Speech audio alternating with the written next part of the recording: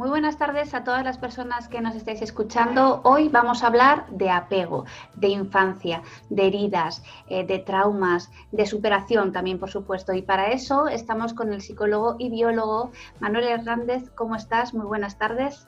Hola, buenas tardes. ¿Qué tal, Leticia? Pues estoy encantada de poder hablar contigo porque, bueno, quiero a nuestra audiencia contarles cuáles son los títulos de tus libros, por si acaso algo de lo que van a escucharnos hoy en esta entrevista les gusta y quieren profundizar en ello, pues que sepan a dónde acudir. Tu primer libro se titula Apego y psicopatología, la ansiedad y su origen. Y el segundo, ¿por qué la gente a la que quiero me hace daño? Sé que tienes un tercero por ahí. Si nos quieres adelantar algo, también nos lo puedes contar. Bueno, siempre digo que los libros pasan la infancia, que cuando los escribo me dan mucho trabajo. Después la adolescencia, que los mando a la editorial y ahí andan su vida. Y después llegan a la edad adulta, que es cuando llegan a las librerías. El tercer libro está en la adolescencia, lo tiene la editorial. Y a ver cuando permiten que pase la edad adulta, con todo esto no sabemos cuándo va a llegar. Y bueno, es que yo creo mi propio modelo terapéutico, se llama el modelo Parcube, que en el primer libro describo, y en este lo que dedico el libro entero es a explicar cómo se trabaja con ese modelo, que es un modelo que se basa mucho en el apego, en la neurobiología y en los tipos de memorias y demás. Entonces es un libro teórico la primera parte, pero muy práctico la segunda, de cómo aplicar mi modelo, que además funciona muy bien. La gente que lo está enseñando le está ayudando mucho a los pacientes y a los compañeros, sí. Estoy convencida de ello. Yo sé que tú trabajas principalmente con personas adultas y hay algo de lo que quiero que nos hables, y es que la gente necesita entender por qué sufre o cuál es el origen de su sufrimiento, o que cuando lo entiende, como que encuentran cierta liberación y al mismo tiempo cierta motivación para empezar a sanar ciertas heridas, ¿no? Entonces, ¿por qué la gente necesita entender por qué sufre? Cuéntanos un poco sobre esto. Y yo te iba a decir que yo es verdad que trabajo mucho con adultos. Yo te he comentado en el pre que no trabajo con niños porque me enfado con los padres, pero el tema está, por ejemplo, los niños no necesitan comprender qué les ocurre, pero sí necesitan darle un significado o integrar lo que les ocurre. Por eso con los niños jugamos. Cuando hacemos terapia con los niños, lo que hacemos es hacemos un juego. ¿Por qué? Porque el juego crea sensación de conexión, crea sensación de bienestar y permite esa reintegración de ese malestar y de lo que está ocurriendo. Con los adultos, ¿por qué intentan comprender? Porque a partir de la adolescencia el cerebro peca un cambio enorme, las hormonas sexuales hacen que el cerebro cambie y empieza a aparecer lo que se llama la autoconciencia o lo que es el pensamiento reflexivo. Entonces nosotros somos unos animales muy peculiares. Tenemos un 80%, un 70% compartido con el resto de los mamíferos, pero un porcentaje de un 20% que es meramente humano, que es puramente cognitivo. Esto se puede ver tanto a nivel vertical, o sea, la parte frontal y las partes más primitivas del cerebro que están más atrás, o a nivel horizontal, en el sentido de que tenemos un hemisferio izquierdo que es como más cognitivo y un hemisferio derecho que es más emocional.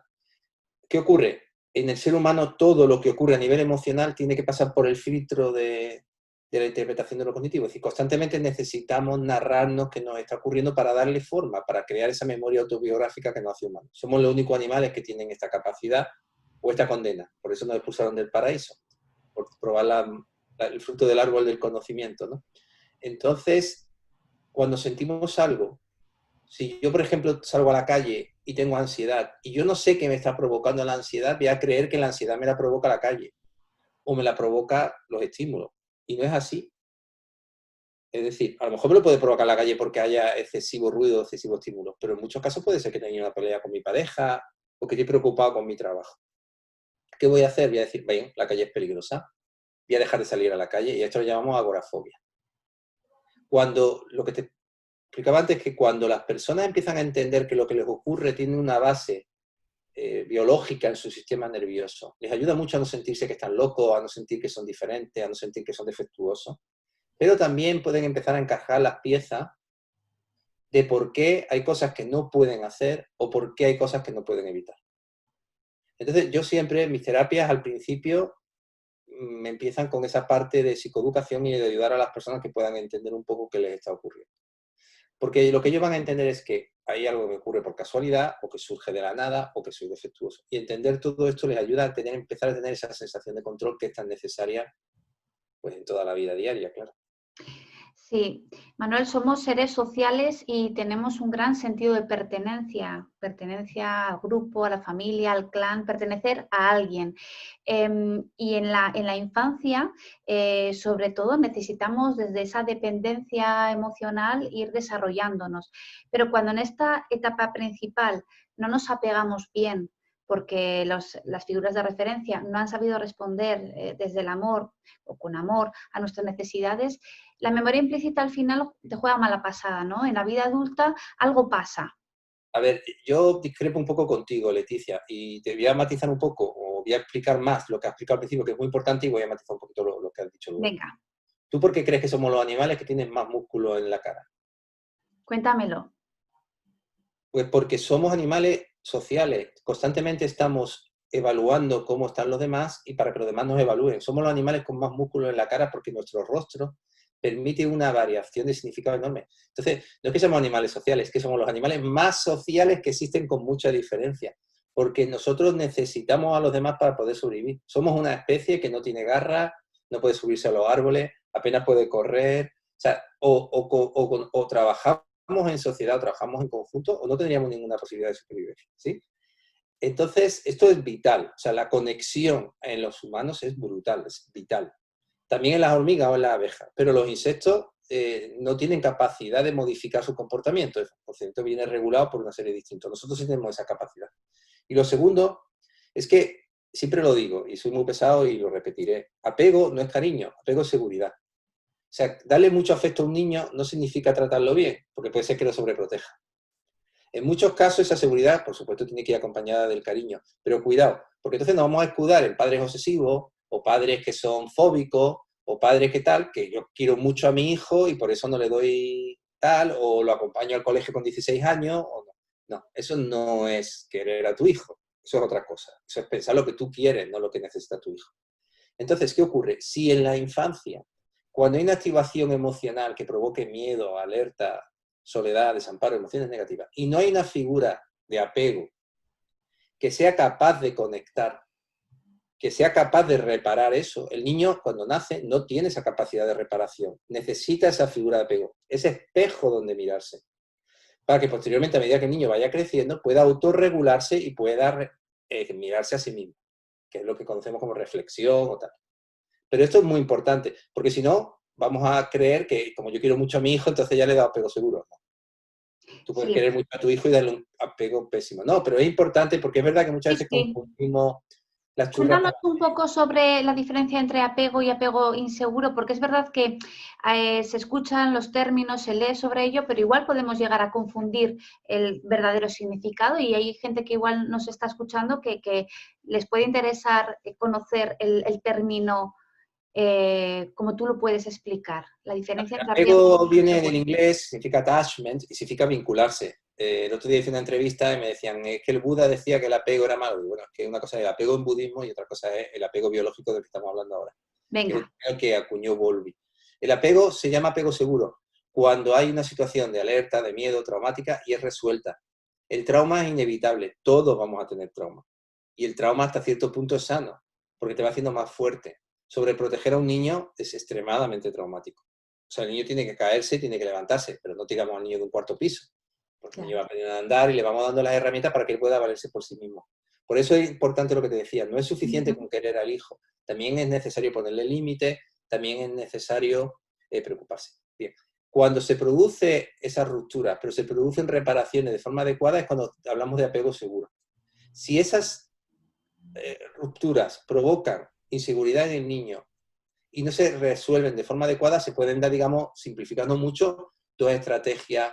Una, que el niño aprenda que no puede confiar en nadie y que el niño aprenda que solo puede depender de los demás, que no puede valerse por sí mismo y que siempre va a estar con alguien y siempre va a tener que tener a alguien a quien controlar o alguien con quien vincularse de forma inadecuada para poder sobrevivir. A los primeros le llamamos de apego evitativo porque evitan, y a los segundos le llamamos de apego ansioso, un término en inglés que viene de anxious, que necesitan como vincularse en exceso, son más pegajosos. Imagínate que ninguna de estas estrategias funciona. Ni estando solo llego a estar bien, ni estando con alguien llego a estar bien. ¿Qué Claro. ocurre? Esto lo llamamos de apego desorganizado, porque ninguna estrategia es válida y ahí es cuando entramos ya en terreno psicopatológico o de patología grave. Bien, el cerebro de un niño cuando nace, como cualquier mamífero, necesita, como he explicado antes, espejo. Y se van produciendo momentos de aprendizaje, ventanas de oportunidad donde el niño tiene que aprender ciertas estrategias. Igual que el niño tiene que aprender a andar, o el niño tiene que aprender a decir mamá, y después el niño tiene que aprender la tabla, el niño a nivel fisiológico del cerebro tiene que desarrollarse. Si esto no se puede producir porque se gasta mucha energía en no vincularme, en vincularme en exceso, protegerme, estar evaluando qué esperan mis padres de mí con ansiedad, no se da esa energía para poder desarrollar el cerebro de una forma adecuada. Y esto es lo que produce esa falla de las que hablábamos en la edad adolescente y en la edad adulta. También en los niños, pero sobre todo en la adolescencia y en la edad adulta. Y de ahí viene lo de la ansiedad y su origen. Es decir, cuando yo vuelva a conectar, cuando yo soy un niño, mi prioridad, ¿cuál es? Conectar con mis cuidadores. Claro. Cuando soy un adolescente, conectar con mis compañeros de clase, con mis novias, con mis pandillas. Y cuando soy adulto, encontrar mi lugar para poder formar mi familia. Si las estrategias que resultaron adecuadas en mi familia de origen resultan inadecuadas en mi adolescencia, por ejemplo, yo voy a empezar a tener ansiedad. Claro. Y volvemos a la pregunta que me has hecho al principio. ¿Por qué no me quieren? ¿Por qué no encajo? ¿Por qué me siento solo? ¿Por qué me veo feo? Claro. Y esto va a provocar ansiedad. ¿Qué hago para poder manejar esa ansiedad? Esto es lo que nosotros llamamos en muchos casos psicopatología. En este confinamiento hemos tenido muchas personas que igual nunca habían experimentado ansiedad y han empezado a tener experiencias de este tipo o personas que la sufrían y, bueno, han aumentado. ¿Qué nos puedes decir sobre las estrategias o los recursos o qué le ayuda a una persona para realmente, bueno, luchar contra la ansiedad o no padecerla, o si la padece, saberla combatir? A ver, la ansiedad es un mecanismo biológico que tenemos los seres vivos, porque nuestro cuerpo, la ansiedad la sentimos en nuestro cuerpo, no podemos sentir en otro sitio, la sentimos en nuestro cuerpo, y avisa a nuestro cerebro que estamos en peligro. El peligro antes era, pues viene un león y me va a comer, o el peligro era, viene una tribu enemiga y van a matarnos a todos, a los hombres los van a matar y a los niños y a las mujeres los van a mandar como esclavos. Ahora mismo el peligro es diferente, el peligro puede ser, pues, no El tengo un buen trabajo. trabajo, o no sé si voy a poder aprobar la selectividad. ¿Qué ocurre? En situaciones de confinamiento, el peligro, por ejemplo, puede ser vivir con mi familia. O el peligro puede ser no saber cómo está mi madre y no poder abrazarla. Claro. O el peligro puede ser he perdido mi trabajo. Es decir, para algunas personas el confinamiento va a ser una maravilla. O sea, no tienen que ver a nadie, están en su casa encerrados, eso están en la gloria, eso es apego evitativo, eso están maravillosamente. Para otras personas va a ser una tortura. Por ejemplo, para mí el confinamiento ha sido una gran oportunidad. ¿Por qué? Porque obviamente la consulta se me cayó, me he reciclado, me he puesto a dar cursos, he seguido escribiendo, he estado aprendiendo cosas. Para otras personas va a ser una desgracia. Entonces, esta crisis va a ser una oportunidad para muchos, pero para otros va a ser tal. Familias que funcionaban muy bien de apego seguro se van a ver muy fortalecidas, familias que ya venían con problemas se van a ver muy afectadas. Sí, Manuel, decíamos que las personas necesitamos entender por qué sufrimos. Y muchas veces cuando pues igual empiezas un proceso o una terapia y acabas entendiendo el origen de tu sufrimiento, no basta con entender, tienes que llevar acciones concretas y para eso pues no siempre es fácil, ¿no? Yo entiendo que si tú eres una persona adulta y todavía no has tenido hijos o hijas, pues igual estamos como a tiempo de dedicarle tiempo y energía a, bueno, a tu, no sé, tratamiento o cambio personal, no sé cómo decirlo, ¿no? Pero cuando tú ya tienes hijos e hijas que tienes que, bueno, darles ese modelo y a la vez tienes que estar trabajando con tus propias heridas, eso entiendo que se complicará porque la crianza también es un plus, ¿no? Hay agotamiento, ¿no? Yo creo que el 99% de los padres quieren lo mejor para su hijo. No tengo Sí. ninguna duda que el 99% de los padres quieren lo mejor para su hijo. Lo que pasa es que, claro, nosotros intentamos educar a nuestro hijo, intentamos formarlo, intentamos criarlo con las herramientas que nos resulta útiles. Y aquí está el Vale. primer error. Como yo soy una persona que he trabajado mucho y siempre me he buscado la vida, pues intento transmitirle a mi hija que tiene que buscar la vida, claro. Y a lo mejor ella pues vive en otro entorno, en otro momento histórico y empieza a sentirse exigida, agotada, porque mi padre nunca está contento, me explico, y yo frustrado porque nunca consigo crear, ¿vale?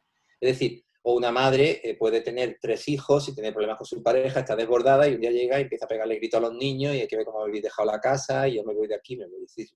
Creo que efectivamente, como tú muy bien has dicho antes, el tener hijos es otro factor, además de estrés, que nos desborda y hay que entender a los padres. O sea, no vale con decirle, oye, es que tienes que hacer esto y esto, no. Entiende las circunstancias de esa persona, porque a lo mejor esa persona está madre soltera, tiene 2 trabajos para poder mantener a los hijos y cuando llega a su casa son las 10 de la noche. Encima no le vamos a regañar que no hace apego seguro.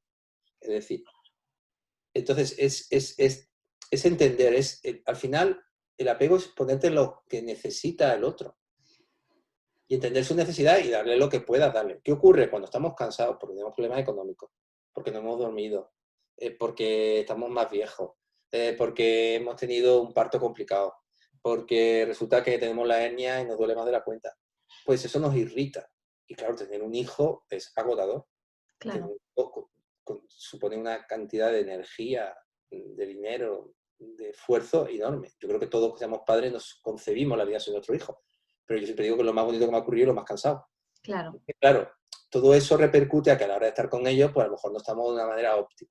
Pero insisto, apego no es querer a los hijos, apego es reparar. Entonces, lo importante no es por qué nos peleamos, es cómo nos reconciliamos. Entonces, si el niño sabe que hay problemas, pero que esos problemas se van a resolver, pues va a tener apego seguro, porque eso es lo que va a ocurrir en la vida con su pareja, con sus compañeros de clase, con sus profesores, con su jefe, con sus empleados. Entonces, claro, hay que ayudar mucho, educar mucho a los padres para que los hijos puedan estar bien. Fíjate que el mayor factor de psicopatología en los niños es que los padres tengan una psicopatología. Ya, ya. Entonces, lo que tú me decías antes, no es que yo esté solo, ¿sabes? Vamos a ver, hacer un proceso personal de mejora de crecimiento es bueno para todo. A veces no se puede porque no hay dinero o porque es muy doloroso. Pero si tienes hijos y no estás bien, de algún modo le vas a transmitir ese malestar a tu hijo, ¿no? Entonces, yo soy muy de... Yo no concibo la psicología infantil, por ejemplo, sin los padres, Claro. ¿sabes? Y es entender, pero también hay que entender que los padres hacen las cosas lo mejor que pueden o saben. Lo que ocurre es que cuando se desregulan, hacen barbaridades. Claro. Y también ocurre que padres que han sufrido mucho, han dejado de conectar con sus emociones para poder sobrevivir, y entonces son padres muy rígidos, muy obsesivos, muy planos, muy cerrados. Y no es que sean malos, no es que no quieran a su hijo, No. es que son incapaces de conectar con ellos porque han desterrado las emociones de su mente. ¿Me explico? Entonces, claro, hay que ayudar a los padres a poder sanar eso para que puedan encontrar ese equilibrio. Porque si no, al final los hijos, claro, se desequilibran. Insisto, los padres, las figuras de apego somos espejos donde los niños se miran. Ujú. Y si la imagen está defectuosa, cuando yo vaya creciendo, la imagen que voy a ver en ese espejo que voy a ser yo va a estar también defectuosa. Sí, realmente es muy interesante lo que estás diciendo. Yo estoy convencida de que a mucha gente le va a servir porque lo explicas también de una forma muy cercana, ¿no? Y es como también la gente necesita a veces entender las cosas para luego animarse a leer algo más sobre ello, ¿no? Pero claro, estamos hablando de que no de un ideal, ¿no? Pero de que sí los menores necesitan apegarse con sus figuras de referencia, pero que esas figuras de referencia pues han tenido que trabajar, digamos, su parte emocional mucho antes de ser padres. Pero ¿qué pasa? Que a veces esa necesidad de trabajarte surge con la paternidad o la maternidad. Antes no te habías visto una necesidad de trabajarte. Por eso hay mucha gente que dice, yo no seré como mi madre, como mi padre, pero luego experimentas la paternidad y te ves reproduciendo todo, ¿no? A ver, yo a lo mejor no me he explicado, no he querido decir que hay que formarse o hacer terapia antes, no me refería a eso, No, me no. refería a que si uno puede, mejor. Ahora, tú imagínate que tú eres una persona normal, tal, y tienes un mal parto, un mal embarazo, Sí, sí, tu sí. trabajo te echan, nace el niño, tienes una depresión postparto. Claro, Lógico sí, que tenga sí, una sí. depresión y ya tiene una vida más o menos bien. ¿Qué ocurre? Si ha sido de apego seguro, las probabilidades de que salgas de ese Claro. estado sola, sin ayuda, van a ser muy elevadas. Pero si vienes con una mochila cargadita, pues probablemente eso sea un tsunami que te termine de romper. Y obviamente vas a tener que terminar, deberías ir a terapia, porque si no vas a terapia, Sí, desregulas al niño. Y como el niño se desregula, pues te desregula a ti. Entonces el niño llora más de la cuenta, el niño se vuelve demandante, la madre que ya está cansada o el padre que ya está agotado, tiene encima un niño muy demandante, empiezan a rechazarlo y entramos en un círculo vicioso. sí, sí, te has explicado muy bien, la verdad, ¿eh? Muy bien. Y además es que luego la adolescencia llega muy rápido. llega muy rápido la adolescencia y si no has trabajado a tiempo y la vida pasa tan rápido, te encuentras con un adolescente con otras necesidades. Igual si nos puedes explicar qué pasa a nivel de sistema nervioso, quizás para que podamos entender también qué pasa dentro de la cabeza de un adolescente cuando a lo mejor rechaza a sus padres, no quiere estar con ellos o tiene unos comportamientos más impulsivos, porque hay quien dice, yo he educado a mi hijo de maravilla, pero es que no lo reconozco, ¿no? Bueno, eso tiene una Claro. explicación biológica, ¿no? Igual eso nos lo puede explicar muy bien como biólogo. A ver, lo que ocurre es que las etapas vitales de un mamífero son apegarse para después poder despegarse y para poder reproducirse. Es decir, la base biológica de cualquier mamífero es, normalmente los machos pues, exploran un territorio para poder crear nuevos territorios y la mayoría de los adolescentes mueren haciendo ese trabajo, eso, y las hembras se suelen quedar con las madres. Y luego seres humanos somos un poco peculiares, pero no somos muy diferentes. Entonces, ¿qué ocurre en la infancia? En la infancia el niño va a empezar a crecer. Fíjate que hay diferentes patologías en diferentes edades. El otro día una madre me decía, Manolo, no entiendo nada. A mi hija le diagnosticaron primero con TDAH, después dijeron que era bulímica y ahora me dicen que tiene un trastorno límite de personalidad. Digo, claro, es que cada edad corresponde a una patología. Y entonces un niño, normalmente con 8 o 9 años que tenga problemas, pues puedes dar problemas de estudio, un poco de disrupción en clases, era un poquito tal. Pero claro, cuando llega la adolescencia, por lo menos empieza con la marihuana y el problema se agrava. Y cuando tenga 22 años y no ha estudiado, nunca ha trabajado y encima tiene adicción a la marihuana, pues ya es un niño que le va a costar mucho integrarse en la vida normal. Entonces eso es muy importante entenderlo. Es decir, que el niño no surge de pronto a los 13 años, ¡pling! Y sale ahí un monstruo, ¿sabes? ¿Qué tal? Sino que es un proceso que viene de atrás. Entonces, ¿qué ocurre en la infancia? En la infancia lo que va a ocurrir en los primeros años de vida es cuando se va a producir el mayor aprendizaje emocional. El 70-80% de lo que sabemos saber toda nuestra vida se aprende en los primeros años. ¿Por qué digo esto?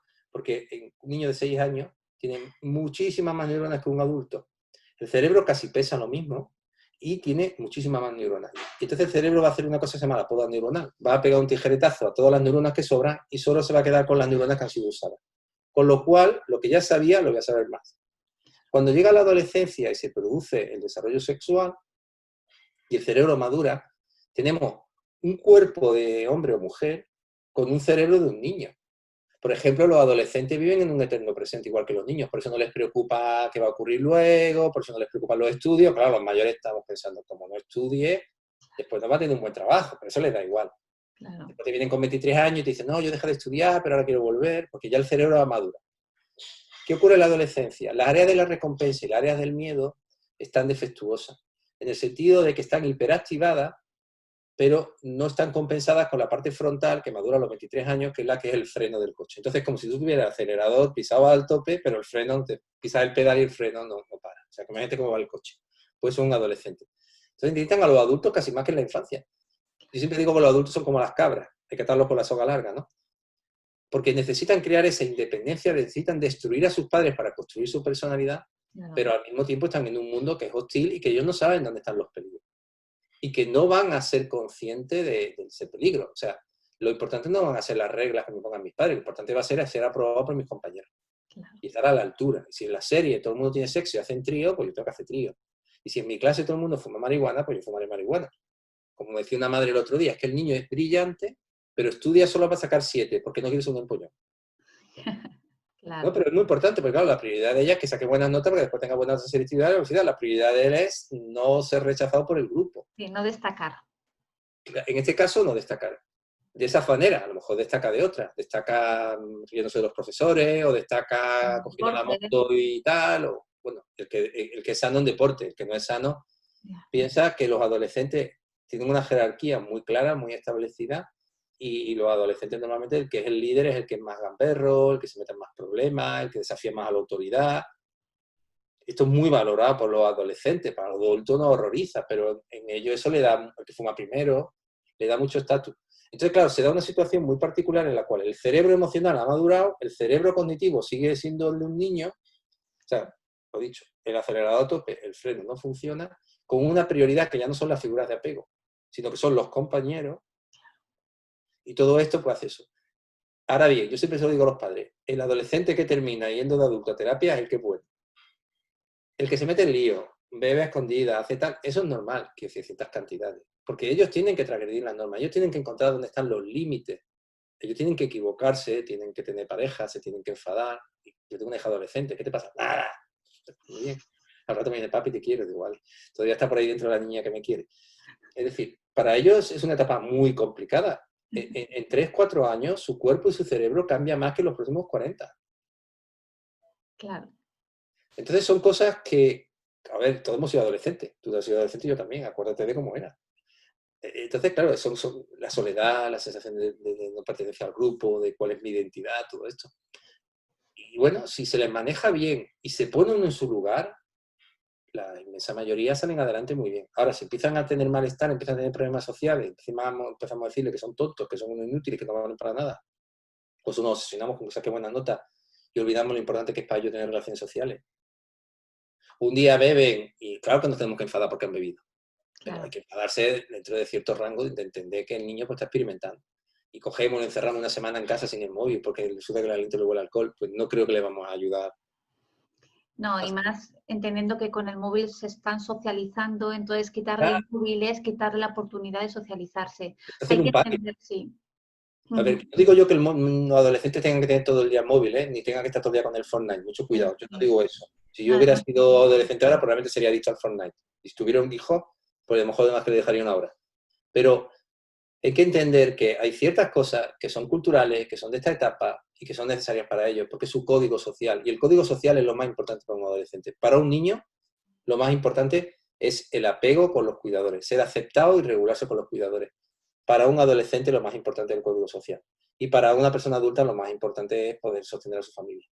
sí, sí, sí. En el confinamiento ya hemos visto que aunque no se han podido socializar, pero la tecnología les ha permitido seguir conectados y eso ha favorecido. Pero también ha habido pues, situaciones de ciberbullying, donde quien sufría bullying en las aulas ha seguido de alguna manera sufriéndolo de otra manera. Hay muchas formas de hacer el vacío o de que no te sientas parte del grupo, que al fin y al cabo es como por lo que realmente sufren, ¿no?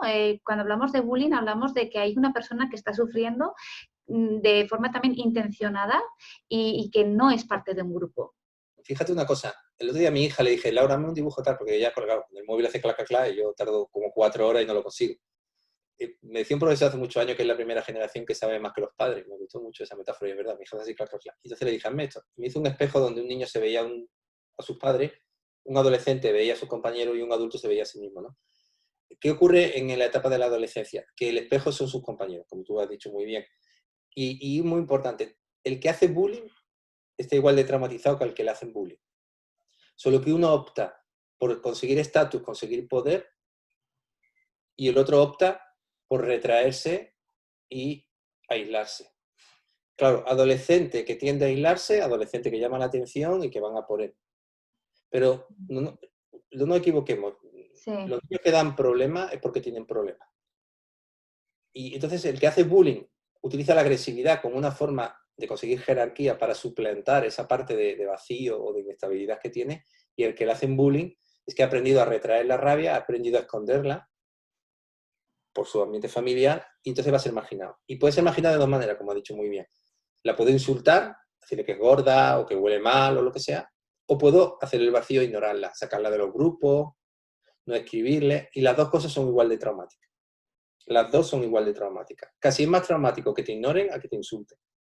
sí.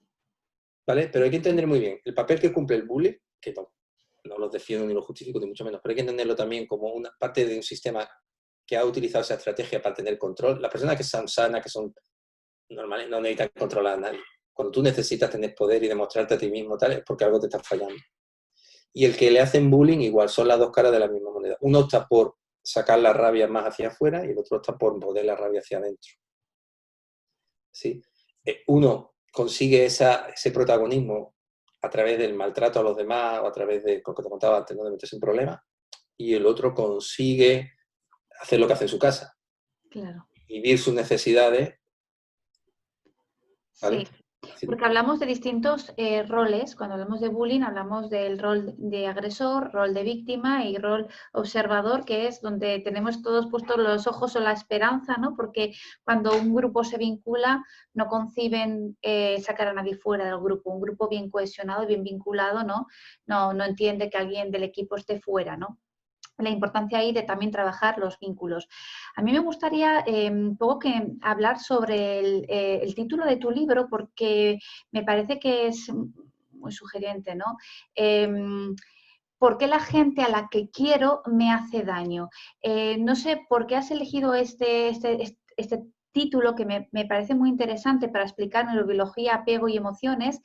La pregunta es, ¿por qué la gente a la que quiero me hace daño? ¿O por qué me cuesta también recibir el cariño de los demás? Porque entiendo que hay veces que es una percepción, ¿no? No es que me hagan daño, sino que yo me siento rechazada, ¿no? O sea, que están las dos A ver, visiones. el primero, el título es porque mi experiencia personal, ¿Sí?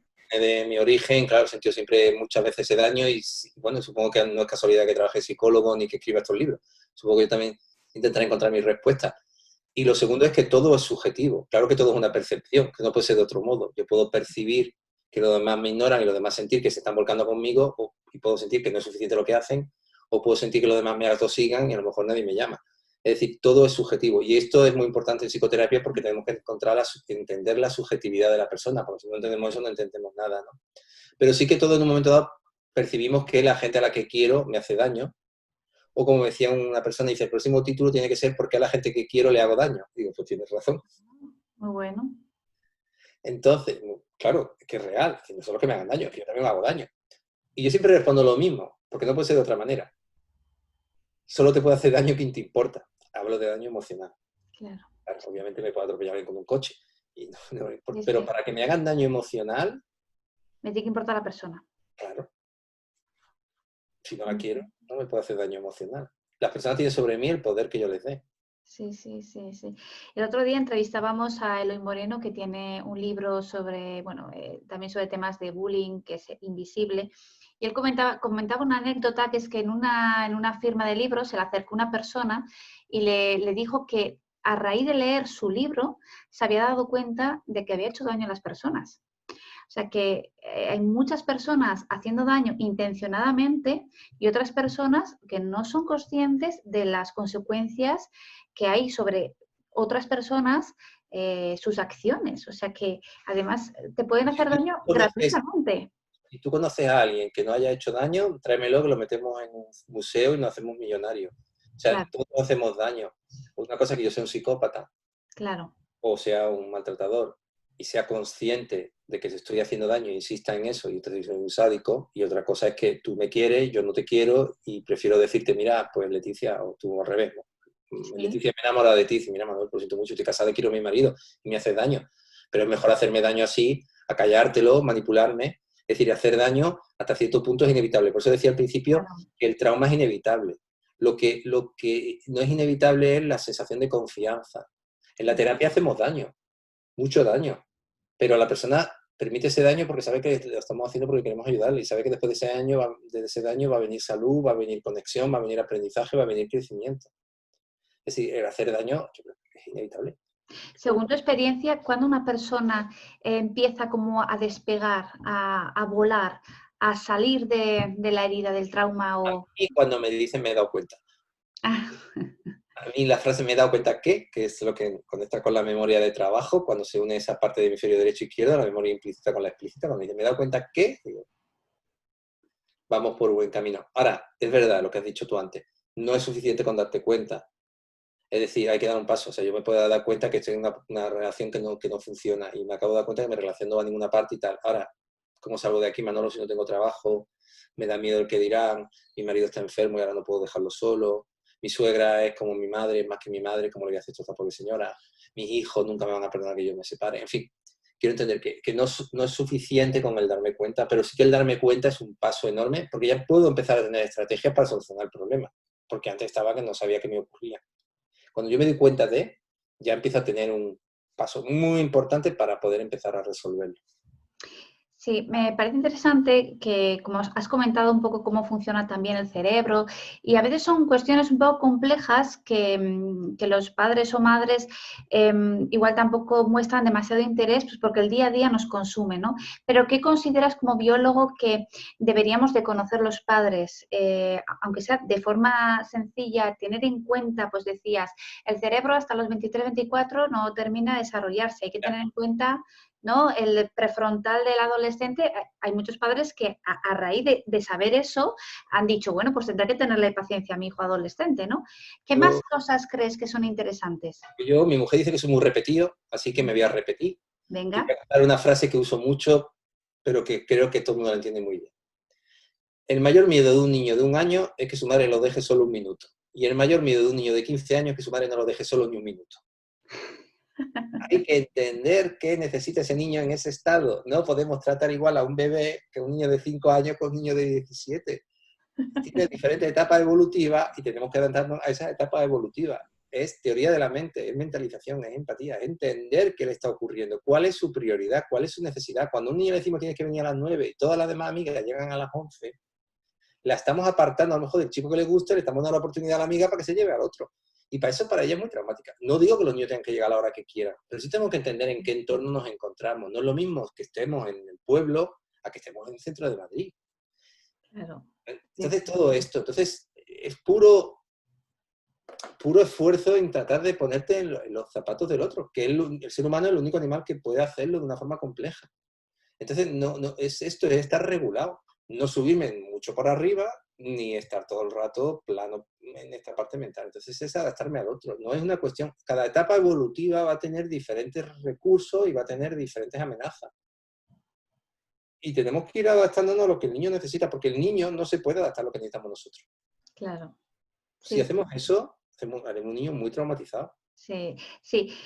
Por ir un poco terminando, sí me gustaría que nos comentaras, porque sí hemos hablado del apego y has explicado muy bien la diferencia de apegarte y de querer a un hijo que no tiene nada que ver, ¿no? Pero quizás hay personas que están malentendiendo también el tema de apego y de dependencia emocional los primeros años y están haciendo no sé si un sobreapego, no sé cómo sería el nombre, ¿no? Pero que queriendo darles ese apego, están sobreprotegiéndolos en exceso hasta el punto de que hay veces que hasta la propia pareja no tienen buena comunicación porque cada uno va por un lado, ¿no? Y no encuentra un término medio. Y ahí también entiendo que estamos fallando porque igual queremos darles lo que no recibimos, como yo no tuve, te lo voy a dar a ti, pero también eso es peligroso, ¿no? Mucho. La sociedad evoluciona. Entonces, la sociedad de la que yo vengo, que yo tengo ya 50 y pico años, una sociedad franquista, los profesores de un colegio de cura y los profesores pegaban con las reglas, con niños con 5 años nos ponían el puño y nos daban con las reglas. A mí no llegaron a pegarme, pero yo lo vi, a mí yo lo aterrorizaba. Y en el colegio, a mí el director con 13 años me pegó un guantazo que me cruzó la cara, a otro le tiraba de las patillas, es una sociedad muy agresiva, muy violenta. ¿Qué ha ocurrido? La sociedad, gracias a Dios, se ha transformado.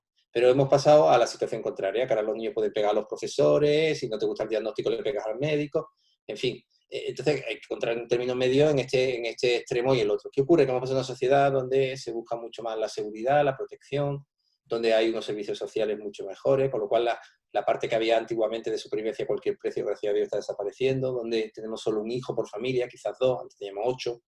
Entonces, claro, hemos pasado de un extremo al otro. Y los extremos te aseguro que son siempre malos. O sea, tan malo es lo que había antes de violencia del padre con el cinturón ahí dando correazos, como por la madre todo el día en casa, tal, como lo que estamos viviendo ahora. Niños que están con nani, que cuando entra la madre le pregunta tú quién eres, donde el niño llega el fin de semana y se le da una PlayStation para que no moleste porque estoy trabajando mucho y estoy muy cansado. Es decir, creo que hemos pasado de un extremo, estamos yendo hacia el otro. Y creo que ambas cosas, en mi opinión, son negativas. Claro. Hay factores que son biológicos y que compartimos con todos los mamíferos, que es la risa, el juego, el contacto, el hacer cosas juntos, el divertirse. Yo consejos vendo que para mí no tengo, que no quiero ponerme de ejemplo de nadie, pero dar un paseo juntos, tomar un helado, el coger el coche e irse llevarse un bocadillo a la playa. Esto son cosas tan terapéuticas, tan terapéuticas. Nos ahorraríamos tantos psicólogos si jugáramos más a las cartas y saliéramos más juntos. Claro, ¿qué pasa? Ahora vamos a un restaurante. Niño, no te muevas. Antonio dirá algo al niño que está haciendo ruido. Niño, no te levantes. Mamá, me puedo levantar que no. ¿A dónde vas ahí? Claro, al final el niño tiene un estrés. Los padres también. Puñetas. Y lo hacen por la puerta. Cógete un bocadillo, vete a un pinar y cógete un bocadillo allí tranquilamente. Que el niño haga lo que quiera, que tú estés relajado, te puedas echar la siesta. Bueno, ahora te vas a encontrar con muchas familias haciendo eso porque después de que nos lo han quitado la situación que estamos viviendo, vamos a desear estar al aire libre siempre que podamos. Yo quería terminar esta entrevista con un juego con el que suelo terminar las entrevistas porque me parece muy interesante las respuestas que me dais, ¿no? Si yo te nombrara ministro de Sanidad, a otros les nombro ministros de Educación, ¿no? Depende un poco la profesión de cada uno. Pero ¿cuáles serían los 3 cambios que tú propondrías sin tener en cuenta lo que puede costar a nivel económico, de recursos humanos? Es decir, cambios 3 que llevarías a cabo si ahora mismo yo te nombro ministro de Sanidad. Y lo primero que diría es que para poder equivocarme tengo que hacer algo. Así que si soy ministro de Sanidad me voy a equivocar, pero por lo menos me voy a equivocar haciendo algo. Digo porque es muy fácil criticar al que hace, pero hay que ponerse en su sitio, ¿vale? Dicho esto, invertiría muchísimo más, por supuesto, en recursos a la medicina. La prevención está claro que es lo que más ayuda con mucha diferencia a la salud mental. O sea, no estar cuando está el problema, sino prevenir antes de que surja el problema, con lo cual invertir mucho más en prevención, que después ahorramos mucho más dinero. Sí. Uh-huh. Lo segundo que haría es formar a los profesores. Bien. Creo que es un pilar de la sociedad vital y ahora mismo no tienen formación a nivel de lo importante que es el apego, lo importante que es todo el tema de la salud mental de los niños. Es verdad. Uh-huh. Y lo tercero, como ministro de Sanidad, creo que le subiría el sueldo a los médicos y a los profesionales de la salud. Creo que están extremadamente mal pagados. Creo que una persona que estudia... Yo estuve casado 12 años con una médico y como esposa no la recomiendo, pero como médico es muy buena. Y está muy mal pagado. Un médico puede ganar 2.000, 2.500 euros, tienen contratos de 24 horas que se le acaban al mismo día. Para ser psicólogo y trabajar en el sistema hospitalario es complicadísimo. Cobran muy poco, están muy mal valorados, con un sobreesfuerzo y al final son los que están en las trincheras. Entonces creo que invertir en formar profesionales y que estén contentos es una inversión muy buena. Insisto, tanto los profesores como los médicos creo que son los 2 pilares que sostienen una sociedad avanzada. Creo que harían esas cosas. Y hay algún país, ¿no? Que creo que es Finlandia, que paga a sus profesores los sueldos más altos, pero considera que son pilares imprescindibles. Tú sabes una cosa, yo cuando terminé biología y estaba haciendo psicología, creo que segundo o tercero, hice un máster de ordenación del territorio. Yo soy experto en planificación territorial, era la experiencia intelectual más grande que he tenido nunca, ¿no? Entonces éramos ingenieros, éramos abogados, sociólogos, economistas, bueno, increíble, era muy intenso. Y bueno, los biólogos siempre estábamos dando por saco, porque claro, era como esto tienes que protegerlo, aquí no hagas la carretera, aquí esto se puede construir, aquí hay un lago. Pero aprendí tanto de lo importante que es ser multidisciplinar y ver un problema desde tantos ángulos de vista, que yo creo que es lo que me ha ayudado a escribir estos libros y a lo que hago con el cerebro y con lo que hago con esto, ¿no? Tenemos tendencia, lógicamente, a ver las cosas de una manera muy simple. Y las cosas hay que verlas desde muchos aspectos de vista, porque hay muchos aspectos. Hay aspectos legales, aspectos de salud, aspectos biológicos, aspectos tal, ¿no? Y obviamente pues vamos buscando esa parte del corto plazo para ir tirando, pero esto Claro. Las sociedades avanzadas invierten en el largo plazo, igual que un padre invierte en el largo plazo en su hijo. Siempre se lo digo a todos mis pacientes, tengo que dar, digo, esto es una carrera de fondo, esto es un maratón, esto no son los 100 metros lisos. Entonces, si me hiciera ministro de Sanidad, pues creo que pondría esa visión. Señores, vamos a ver a largo plazo, no vamos a quedarnos con esta visión a corto plazo, porque al final da muchos problemas. Y los profesionales que están en las trincheras, que son los profesores y son los médicos, también los psicólogos, pasa que los psicólogos tienen un papel muy marginal, hay que cuidarlo. Porque al final, me decía la madre, es que los profesores no lo educan bien. Digo, señora, que los profesores no están para educar a nadie, los profesores están para formar. La educación la tiene que hacer usted. Sí, hay que estar coordinados, está claro. Manuel, ¿qué te parece si vamos un poco finalizando la entrevista? Porque yo creo que hemos recogido ideas muy interesantes, pero bueno, por darte la oportunidad de que digas algo que no te he preguntado y que sí te gustaría decir, pues nos despedimos un poco con ese comentario final. Nada, que miremos hacia adentro. Y que decía un autor, creo que era Santayana, que los pueblos que no conocen su historia están condenados a repetirla. Es verdad. Que los padres que no conozcan su historia están condenados a repetirla. Así me has dejado. Bueno. Es un final que llega al corazón. Bueno, Manuel Hernández, muchas gracias por el tiempo que nos has ofrecido. Voy a recordar los títulos de tus libros para que quien tenga interés los pueda conocer. ¿Por qué la gente a la que quiero me hace daño? Ese es el segundo que has escrito. Y apego y psicopatología, la ansiedad y su origen. Como bien dices, vamos a conocer nuestra historia para ponerle freno y practicar la resiliencia personal y familiar. Sí, yo quiero dar las gracias por invitarme y un matiz. Los Sí. libros, el primero es apego y psicopatología, es más para profesionales y Vale. el segundo es más para personas que tengan más interés, pero es un libro más sencillo, más fácil de leer. Lo digo, Sí. no hagamos que se gasten el dinero inútilmente, que estamos todos escasos. Y bueno, si alguien se anima a leerlo, que sepa eso. Si a alguien, como yo digo, le gusta la drogadura, pues apego y psicopatología es un libro más técnico, más profundo. El otro es más fácil, no menos riguroso, pero es más sencillo, más para... A empezar un poco con un aperitivo, ¿verdad? Y luego ya comemos el chuletón. Vale, pues muchísimas gracias, nos despedimos y hasta la próxima. Gracias por tu tiempo. Gracias a ti. Muy bien.